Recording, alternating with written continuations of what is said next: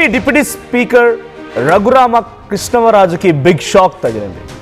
ఆయన న్యూట్రల్గా ఉండాల్సిన వ్యక్తి, డిప్యూటీ స్పీకర్గా ఉన్నారు కాబట్టి అన్నిటినీ సమానంగా చూడాలి. ప్రతిపక్షమా లేదా ఇతర పార్టీలా, ప్రభుత్వంలో ఉన్న పార్టీయా, ఇలాంటి వ్యత్యాసం ఉండకూడదు, న్యూట్రల్గా ఉండాలి. ఏ పార్టీకి ఆయన కొమ్ము గాయకూడదు. కానీ ఆయన ఆ రాజ్యాంగబద్ధ పదవిలో ఉండి పొలిటికల్ డిబేట్స్లో పార్టిసిపేట్ చేస్తున్నారు. ఈ మాట జేబీపీ పార్టీ సంబంధించిన నాయకుడు సురేష్, ఆ పార్టీ ప్రధాన కార్యదర్శిగా ఉన్నారు సురేష్. సురేష్ డైరెక్ట్గా ప్రెసిడెంట్ ఆఫ్ ఇండియా కంప్లైంట్ రాశారు. ట్రిపుల్ ఆర్ పైన రాష్ట్రపతి కంప్లైంట్ ఇచ్చారు. రాజ్యాంగబద్ధ పదవిలో ఉండి పొలిటికల్ డిబేట్స్లో పాల్గొనడం ఇది ఆయనకున్నటువంటి సర్వ హక్కులను ఉల్లంఘించడమే, అంటే రాజ్యాంగాన్ని ఉల్లంఘించడమే. కాబట్టి వెంటనే ఆయన పైన కఠినమైన చర్యలు తీసుకోండి, ఆయన పైన యాక్షన్ తీసుకోండి అని చెప్పి ఆ కంప్లైంట్లో పొందుపరుచుకొచ్చాడు. మన విజువల్స్లో చూస్తున్నాం. డేటెడ్ 3/12 డిసెంబర్ 12 రోజున ఆయన ఈ లేఖని హానరబుల్ ప్రెసిడెంట్ ఆఫ్ ఇండియా రాష్ట్రపతికి రాసుకొస్తే ఇప్పుడు రాష్ట్రపతి కార్యాలయం నుంచి ఏపీ చీఫ్ సెక్రటరీకి ఒక లేఖ కూడా వచ్చింది, ఒక సిఫార్సు కూడా వచ్చింది. ఆ సిఫార్సు సంబంధించిన లేఖను మీకు చూపిస్తాను. పీసీఆర్ ఒకసారి రాష్ట్రపతి నుంచి ఏపీ ప్రభుత్వానికి వచ్చిన లేఖ ప్లే చేయండి. సో దాంట్లో రాష్ట్రపతి ఏం డైరెక్ట్ చేశారంటే చీఫ్ సెక్రటరీకి ఆ లెటర్ని డైరెక్ట్ చేస్తూ చూడండి, to the chief secretary Andhra Pradesh. So take enclosed please find for appropriate attention to the petition dated 3/12/2025. ఆ పిటిషన్కి సంబంధించి కొంత దాన్ని రిజాల్వ్ చేసే ప్రయత్నం చేయండి. ఆ పిటిషన్ మీకు అటాచ్ చేస్తున్నామంటే ఆ పిటిషన్ కూడా పంపిస్తూ యాక్షన్ టేకెన్, మీరైతే యాక్షన్ తీసుకుంటున్నారో ఆ తీసుకునేటువంటి యాక్షన్ పైన కూడా ఆ సదర్ పిటిషనర్కి మీరు ఇన్ఫార్మ్ చేయండి అనేది ఆ లెటర్లో ఉంది, ప్రెసిడెంట్ చూసిన లెటర్లో. సో ఇప్పుడు డిప్యూటీ స్పీకర్ పైన ఏం చర్యలు తీసుకుంటారు, డిప్యూటీ స్పీకర్ పైన ఎటువంటి చర్యలు ఉంటాయనేది చూడాల్సిన అవసరం అయితే ఉంది. ఇక సిఎస్, ఆ ప్రభుత్వంలో చీఫ్ సెక్రటరీగా ఉన్నటువంటి వ్యక్తులు డెఫినెట్గా ప్రభుత్వాన్ని సహకరించాల్సిందే. ప్రభుత్వం కొంత సఖ్యతగానే ఉంటాయి జనరల్గా పొలిటికల్ ఎజెండాలో. మరి ఇప్పుడు ఆ పార్టీకి సంబంధించి ఎమ్మెల్యేగా ఎన్నికై ఆ ప్రభుత్వంలో డిప్యూటీ స్పీకర్గా ఉన్నటువంటి రఘురామ కృష్ణమరాజు పైన చీఫ్ సెక్రటరీ ఏం చర్యలు తీసుకుంటారు? అయితే ఈ విషయం పైన జడ శ్రవణ్ కుమార్, జేబీపీ అధినేత జడ శ్రవణ్ కుమార్ కూడా డిప్యూటీ స్పీకర్పై చర్యలకు తీసుకోవాలని చెప్పి ఆయన కోర్టుకు కూడా వెళ్తానని చెప్పి అంటున్నారు. మా ప్రతినిధి ఏపీ ఇన్పుట్ ఎడిటర్ కృష్ణమోహన్ ఉన్నారు.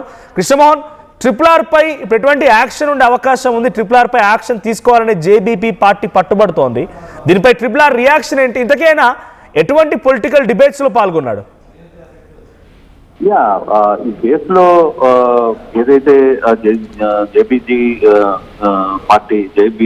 పార్టీ ప్రధాన కార్యదర్శి సురేష్ రాష్ట్రపతికి లేఖ రాశారో, రాష్ట్రపతి నుంచి కూడా ఆంధ్రప్రదేశ్ సిఎస్ కి ఒక లేఖ వచ్చింది. ఏదైతే ఈ కంప్లైంట్ దారుడు ఒక ఇష్యూ రాస్తున్నారు, దీని మీద మీరు పరిగణన తీసుకుని మీరు డైరెక్ట్ గా అతనితో మాట్లాడండి ఏం జరగదు. అయితే మనకి తెలిసి ట్రిపుల్ ఆర్ ఎక్కడ కూడా ఎటువంటి డిబేట్స్ లో పాల్గొన్న పరిస్థితి అయితే కనపడలేదు.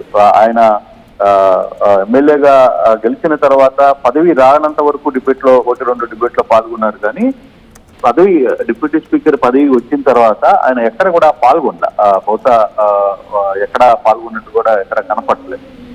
కాబట్టి ఈ కేసుకు సంబంధించి వ్యవహారంలో అంత సీరియస్నెస్ ఉండకపోవచ్చు అనేది నాకున్న సమాచారం. బట్ అంటే ఇది రాష్ట్రపతి నుంచి లేక సిఎస్ కూడా వచ్చింది కాబట్టి బహుశా దాని మీద ఒక ఎంక్వైరీ చేసుకుంటారేమో, ఏదైనా డిబేట్ లో పాల్గొన్నారా లేకపోతే లేదా. డిబేట్ లో పాల్గొంటే దానికి సంబంధించి ఒక క్లియర్ యాక్షన్ చెప్పే, అంటే మీరు ఇట్లా పాల్గొనకూడదు, నిబంధనల ప్రకారం ఈ వ్యవహారంలో మీరు పాల్గొనకూడదు అని సూచిస్తారు.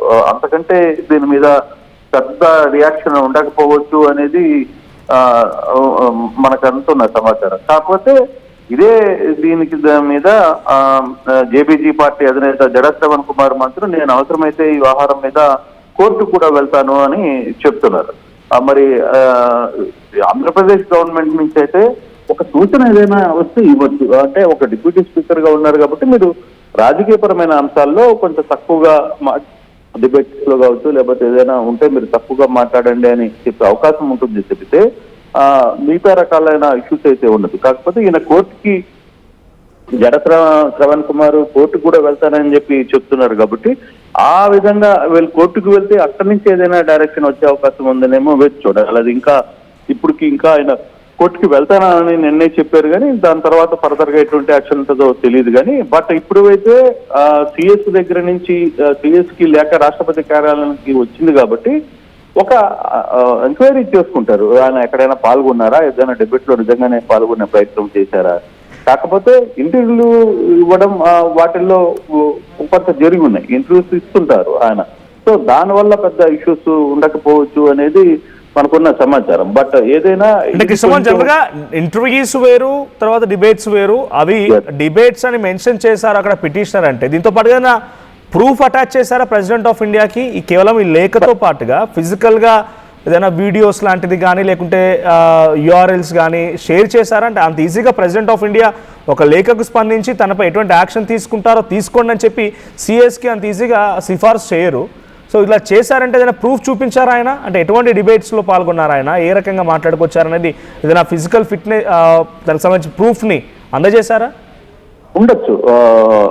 ఏదైతే ప్రధాన కార్యదర్శి సురేష్ ఇచ్చిన దాంట్లో ఒకవేళ ఎప్పుడైనా పాల్గొని ఉంటే దానికి సంబంధించిన ఇష్యూ ఏదైనా డిబేట్కి సంబంధించిన లింకో లేకపోతే దానికి సంబంధించిన వీడియో. ఎందుకంటే రాష్ట్రపతి కార్యాలయం అంత త్వరగా కూడా చాలా ఫిర్యాదులు వస్తుంటాయి, వెంటనే దాని మీద రెస్పాండ్ కావాలనే ఒక ప్రయత్నం చేయదు. బట్ రెస్పాండ్ అయ్యింది. సో రాష్ట్రపతి కార్యాలయం నుంచి రెస్పాండ్ అయ్యింది, వెంటనే సిఎస్ కూడా లేఖ రాసింది. కాబట్టి ఒకవేళ పాల్గొని ఉంటే, ఇన్ కేస్ ఏదైనా డిబేట్ లో పాల్గొని ఉంటే ఇక మీదట చెయ్యొద్దు అని చెప్పే పరిస్థితి ఉంటుంది. కానీ అంతకంటే ఎక్కువ యాక్షన్ తీసుకునే ప్రయత్నాలు ఉండకపోవచ్చు అనేది ఒక ఇష్యూ.